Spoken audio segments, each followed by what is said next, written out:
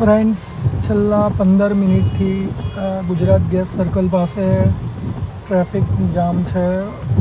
પાલથી ring road કે નાનપુરા અથવા તો સ્ટેશન આવવાવાળા મારા મિત્રોને જરા જાણ કરવાની કે તમે ઓલ્ટરનેટિવલી કેબલ સ્ટેડવાળો રૂટ યુઝ કરી શકો છો.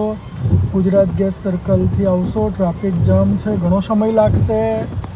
ગાડી ખૂબ જ સ્લો આગળ વધી રહી છે. હજુ આગળ કેટલો ટ્રાફિક છે ખબર નથી. 20 મિનિટથી તો હું પાલથી નીકળ્યો છું અને ગુજરાત ગેસ પહોંચ્યો છું અને મને એવું લાગે છે કે કદાચ હજુ 20 મિનિટ તો આ ટ્રાફિકમાંથી બહાર નીકળતા પાક્કી જણાઈ રહી છે.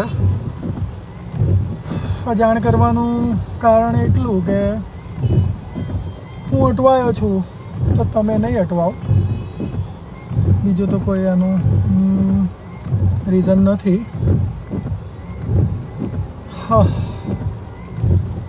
સફાઈ કર્મીઓ વરસાદમાં ભીના પણ કામ કરી રહ્યા છે. ખૂબ જ સરસ. સુરત મ્યુનિસિપલ કોર્પોરેશનની ટીમને ધન્યવાદ. સ્વચ્છ સુરત રાખવામાં તમારા યોગદાનને આપણે ગ્રેટિટ્યૂડ કરીએ છીએ.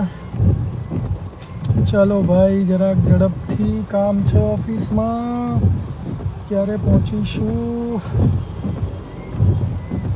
સમજ નથી પડી રહી.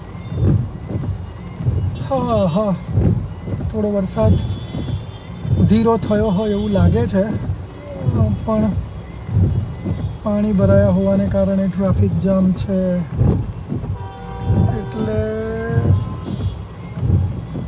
થોડો સમય હજુ લાગશે. સુરતમાં પાણીની સમસ્યા, ગટર એવું કેવું છે સર. સુરત મ્યુનિસિપલ કોર્પોરેશનનું કામ આમ ઘણું સારું કહેવાય, પણ એક વસ્તુ હજુ નથી સમજ પડી રહી. આટલા વર્ષોથી તેઓ કામ કરે છે તો પ્રોએક્ટિવનેસ ખબર નહીં જણાતી નથી. એમ વરસાદ પડે ત્યારે પાણી ભરાય એ સ્વાભાવિક છે, પણ એ પાણીનો નિકાલ તરત થવો જોઈએ.